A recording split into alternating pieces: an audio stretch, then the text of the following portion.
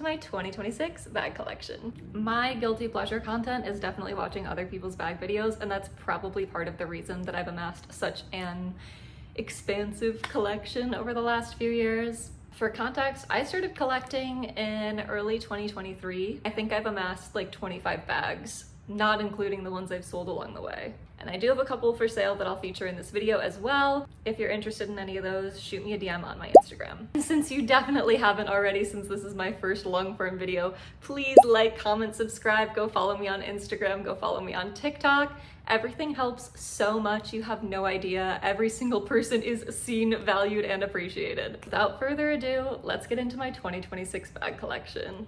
I think I'm just gonna get into this by house. Let's start with Bottega, because that's where I started with my love of bags. Starting with the first bag I ever bought, my Bottega Nodini. This is such a functional and practical bag, but I am preparing to let her go. I'm not quite there yet, but I'm trying to get there. I prefer to wear this long shoulder personally, but it can also be worn crossbody. This is like the perfect everyday bag. In my opinion, this kind of like camera style bag will never really go out of style, even if it's not on trend. And Bottega's leather is just some of my favorite. I will say the one con about this bag is that the natural strap is long. I have mine doubled up in the back, which makes it a lot more wearable for me.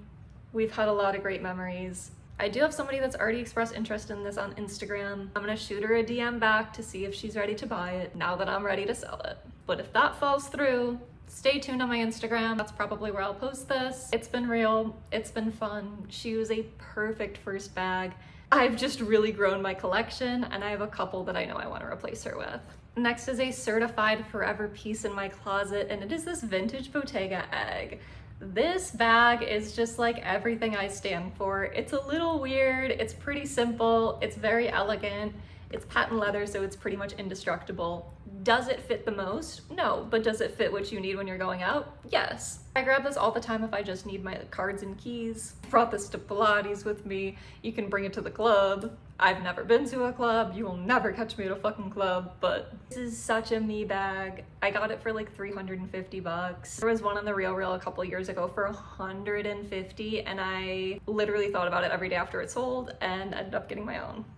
My third Bottega is a recent addition as of this year. It is the classic OG Veneta hobo style. I previously had the baseball hobo, and then I found this one at a really great price and ended up selling the baseball hobo. I love the slouch of this. When I was growing up, I only had like huge hobo style bags. Even though this is like a little bit big on me, I love the way it sits on my frame. I'd get up and show you, but I'm not wearing pants.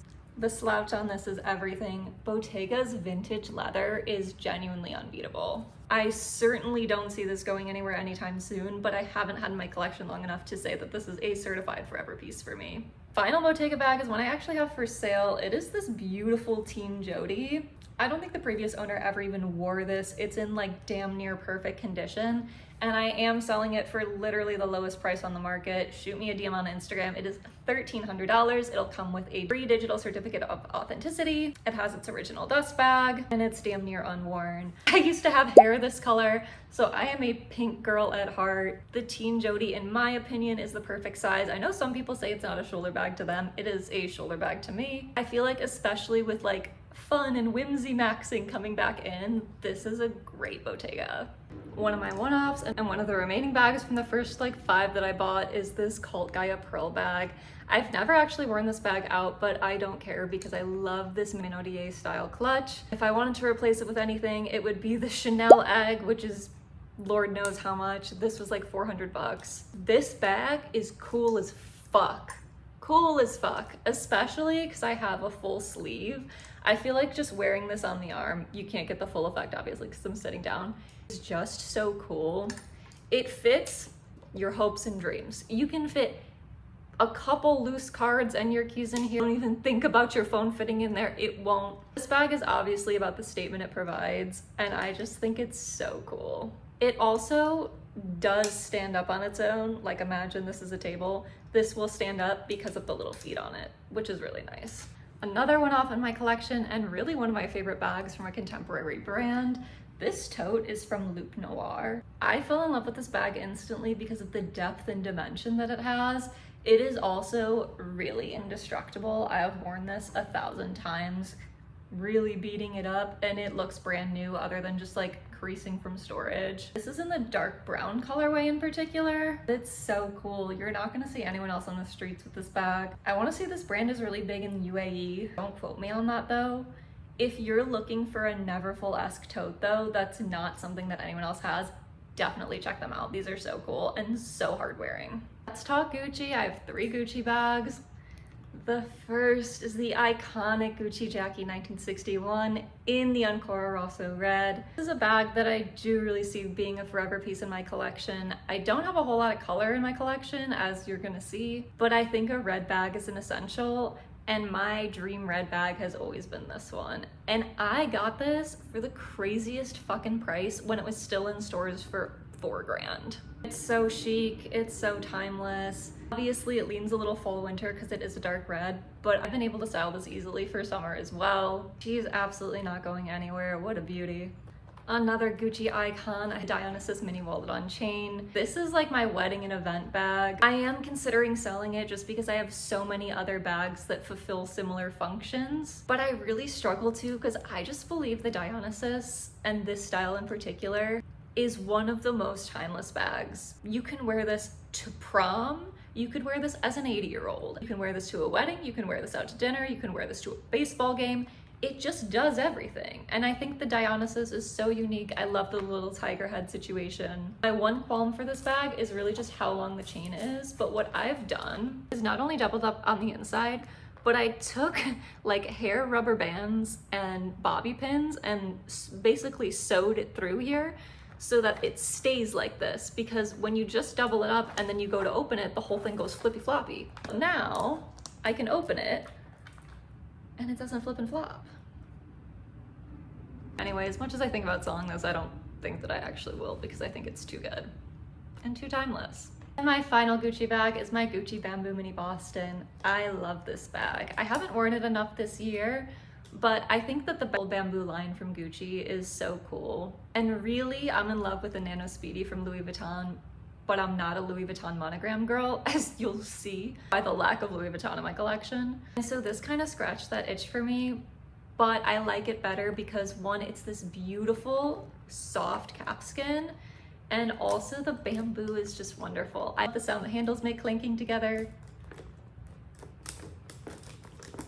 Also does come with a crossbody strap, and I do use that pretty often because it's a Boston bag style. It holds more than you think it will. Really easy day to night bag. This one's from the late 90s in particular. I was able to date this one between 95 and 99. One note though, you'll see that over time on the bamboo bags, if you see on the leather, it starts to bow out a little bit because bamboo is a natural material. And it went to conversion camp. It's like trying so hard to become straight. Like, babe, you're just not. So I do store this with about 10 rubber bands on each handle like this so that it doesn't bow out any further. There aren't that many houses that I have multiple bags from, so let's get into a few singles. This is my one and only Loewe bag. I formerly had one of the long shoulder basket bags, but I ended up selling that. I can do a whole video on all the bags I've sold and why, but this little pochette is consistently one of my most worn bags. It is so easy. It's a perfect catch-all in a bigger bag. If you need to fit just the essentials plus a little more, like if I want to fit my phone and my sunglasses, you wouldn't believe it, but I can fit my card holder, my keys, my phone, my sunglasses, my AirPods, weed, and a lighter. I don't know if YouTube's gonna like that one, but I managed to fit all of that in here many times. I think the lock is so fun. I love the little anagram checker print. Am I looking to add more Loewe bags to my collection? Yes. They have wonderful leather. I'd love to add a leather bag from them, but right now I just have this little guy. I think the least expensive bag in my collection is this Edie Parker burn bag. If you've never seen this bag before, there's a lighter attached to it. This is not a bag I get a whole lot of use out of. I actually love this bronzy color though. I think that for a cool tone bronze, they did it perfectly. Really, I bought this kind of as a bag for situations where I want a fun bag, but maybe I'm afraid of ruining my bags in some way, like bar scenes. We have a grassy lounge out here in San Diego, and so like if I don't want to bring one of my bags that's going to come back reeking of grass, This is kind of a nice one. And of course, fun party trick because your lighter is attached to your bag. Is this a forever bag in my collection? Probably not. Do I really love it? Yeah, I think it was like $200. Easily one of my most used bags this year is this Attico La Passeggiata bag. And as you'll see from my collection, I normally don't just like go for a hot trendy bag, but I love everything about this. It's a little weird, it's a little oblong. This is for sure my laptop bag. I love this for travel because it has the middle zip compartment and then these two huge side compartments and feet. When I bought this, I don't think I wore it for like 6 months and I was really afraid that I made a mistake because it was a lot more structured, and I'm used to getting all my bags secondhand. That's another thing I should have said. This, the Edie Parker bag, and one other bag that I'll show coming up are the only first-hand purchases here. Everything else was secondhand.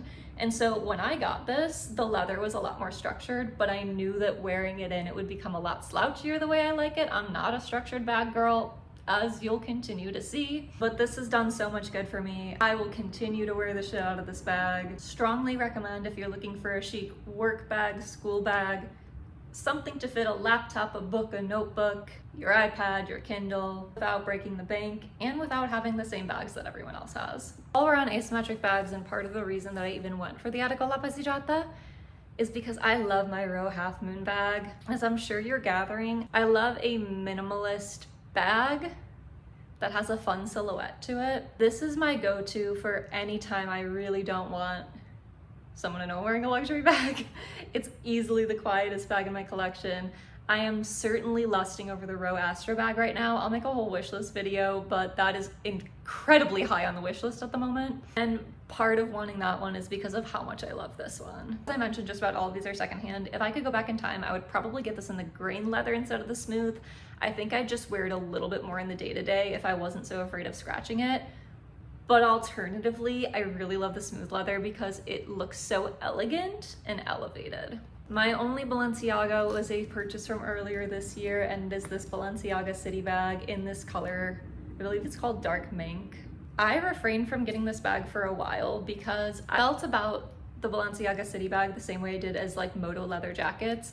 And because I trend edgier just in my general look with the tattoos, the piercings, kind of just generally how I present myself, it almost feels too on the nose. But I'm so glad I got this because this was one of my most worn bags so far this year. Also, I tally my bags every single time I use them, and annually I do a count of how many times I've used each bag. Expect that video to be coming in February. This so far though is certainly one of my most worn. I'm so glad I got it. My only Balenciaga bag for now. As much as everyone loves the Rodeo, the Bel Air is also on my wish list, so I'm hoping this won't be my only Balenciaga bag for long. There's never gonna be a good time to fit this one in the video because it's gonna steal the show. It's my actual pride and joy, my most recent purchase, and by far the most expensive bag in my collection. This one I also did get firsthand, and I can't believe that I actually own it. This is the Schiaparelli small souffle bag in the limited edition all black. This bag is everything to me. I can't believe that I got it. I'm so happy I did because I would think about it every single day for the rest of my life. I think about it every day for the rest of my life anyway, and I still have it. This was a birthday gift to myself. Schiaparelli is easily and by far my favorite brand. I am also an artist. Leans really heavily into expressionism and surrealism. All of the surrealist Dali influences speak to my soul. Unfortunately, when I went to buy this bag though, it just grew my wish list in terms of Schiaparelli bags I want. Again, wish list video coming soon. But this was a limited edition, and I'm really not a gold girl, so the all black was everything to me. I can't believe I own her. This is like a child to me.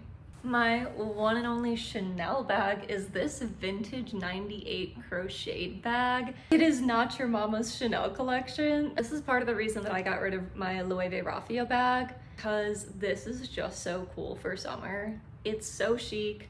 The kiss lock and the A-frame, so it opens like a big mouth. This does fit everything in the kitchen sink. You can fit your water bottle, a whole sweater, a blanket, whatever you need in here. And it's really subtle, obviously, for a Chanel. The only logo is right in the embossing over here. It's an incredibly chic summer bag. This is another one that I really don't see going anywhere in my collection. I will say if you go to look for this bag though, good luck, because a lot of them are stained. And so I am very careful with mine since it is crochet not to stain it. Moving into Fendi, I have two different Fendi baguettes. This is just a vintage plain white baguette. I got this for $500. It was really beat up when I got it. I have gotten the strap replaced, which is why it's so erect. But I love how slouchy this is. This is my only white bag. Absolutely no regrets with this one. It goes with everything. Just a classic piece to have. My other Fendi baguette, I can't fucking believe I own. This was also a purchase from this year. Before I even show you, let me just say that this is one of two of these bags that have ever sold under retail, and I would know because I was stalking this bag so crazy. The Fendi Butterfly Night Baguette. This bag made it to my wish list as soon as I saw it. I am not a color, glitter, sequins person. This is a perfectly fine exception for me. It's very cool tone, and I go very cool tone in my wardrobe. Somehow this is incredibly wearable for me, and I can't believe since I bought this, the way that baguette prices and value has gone up. I've only had it a few months and I could certainly resell it for a hefty profit, but this is one of those bags that I just don't think is ever going anywhere. It is so me and so cool.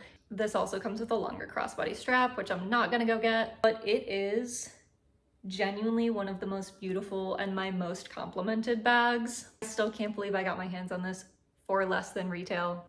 I love all my girls, but damn, she's a favorite. I can't believe I have her. And the way, sorry, I'll shut up about her soon. The way that the light reflects off the sequins is just unlike anything else. It is absolutely stunning. My one and only Dior bag, the Galliano era Dior spell out shoulder bag. I was lusting over this bag for some time, and then Jonathan Anderson brought it back out in the hobo style, and I was like, damn, I need to cop this immediately, because in the black especially, it's already pretty difficult to find. You'll find it in the canvas Diorissimo more often, as well as the white, but I wanted the black. This over a leather jacket is one of the most insane things I've ever seen. It's jewelry, it's not even a bag. It's pretty loud for me, so I don't get the most wear out of it, but even with like a huge oversized t-shirt and jeans, this is so comfy. This is another one of those that I just don't think is going anywhere in my collection. Last first-hand buy is part decor piece, part bag. It's the J.W. Anderson pigeon bag. I don't know how to be like, before pigeons were trendy, I was a big fan of pigeons. I used to have a Finsta called A Friend for the Pigeons because I'm originally from Chicago, and so city girl at heart. And I knew I wanted the pigeons so badly. They do not come up on the resale market, and if they do, they're broken. And they always break in the wing. But they redropped this around Christmas last year, and it's a new version where they have a whole metal situation on the hinge so that the wing doesn't break, and the feet are made to be sturdier, and I saw that. Now it was just an instant buy for me. This bag is in the Louvre. Is it my most practical piece? No. Do I care? Absolutely not. Is it going anywhere? Fuck no. I love the pigeon. Another piece that I got is a collector's piece, my one and only Louis Vuitton, and it is the Takashi Murakami OG 2005 Cherry Pochette Accessoire. I just outright don't like LV monogram. I hate Vachetta leather, and I hate the way it looks against the brown. Maybe it's just too 90s for me and it reminds me too much of my childhood, but my mom had the wallet version of this growing up, and so I remembered seeing those smiling cherries all the time. And when I got into collecting bags, I was like, damn, I'm gonna have to get this at some point just for the memes. And really, I would have preferred to get the Cherry Speedy 25, but the prices were already starting to climb in the resale market. And once I heard rumor of the Takashi Murakami collection being reissued, I knew that the value was gonna go up on the vintage versions. And granted, it's calmed down already, but this is in literally perfect condition. A lot of times you'll see ones for the price that I got this at with fading in the cherries. Mine's perfect. I wear her literally like once a year. I bought this though with the intention to almost never wear her. It is a collector's piece for me. If the prices ever change crazy on the original Cherry Speedy 25, I'll cop that and sell this one. But for now, this scratches my itch. Easily, by and large, my most worn bag is my Goyard Mini Anjou. As I mentioned, I tally how many times I use each of my bags, and last year, my like number 2, 3, 4 most worn bags only had like 10 wears, and it's because I wore this bag 200 and something times last year. This is my perfect everyday bag. I love the gray. I think Goyard does an amazing gray.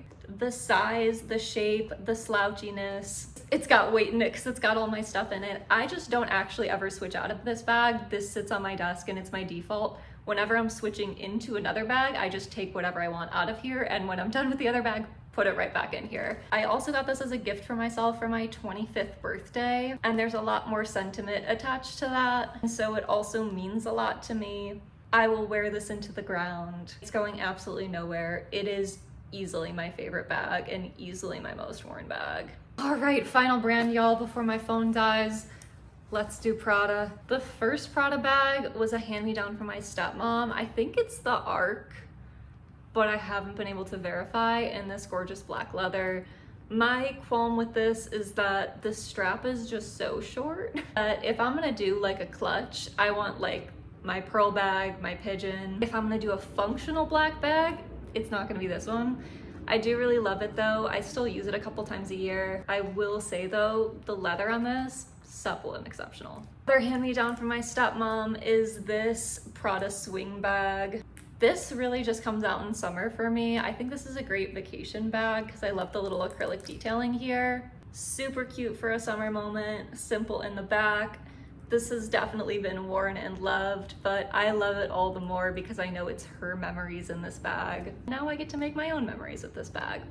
Hate all you want, but I think that if I could only keep 3 bags, this would be one of them. I know that some people are like, no, this was trendy, it's 2Y2K. Why would you spend that much money on nylon? This bag comes with me everywhere I go. It's never missed a trip. It is my rainy day bag. If I don't know what bag to bring, if the weather's unpredictable, if I need to fit everything but not too much, this just does it. And the silhouette to me is what I think of if you were to ask a child to draw a handbag. It does day, night, fancy, casual, does no wrong. And if you get it dirty, you can throw it in the washer. This was, I think, one of the first 5 bags I purchased, and this is absolutely not going anywhere. This is a forever piece of my collection. Last one, y'all, holy shit, we made it. This is a Prada travel duffel bag. I got this year because I wanted a little designer carry-on. This is a 20-year-old bag and like banging. It's doing so good. Nylon, so I'm not worried about ruining it. Used, so I'm not worried about ruining it. It fits a ton. There's a million I think there's like 8 or 9 different pockets in this. It's incredibly functional, incredibly practical, very organized. I can't hold it up much longer though because my shoulder hurts. If you made it to the end of this video, thank you so much. Tell me your favorite bag in my collection. I can't wait to make a wish list video. Can't wait to come out in the next few months with my bag tally video. If you're looking for individual reviews on any of these, just let me know and I'm happy to make those too. Otherwise, thanks so much for watching. Come back soon.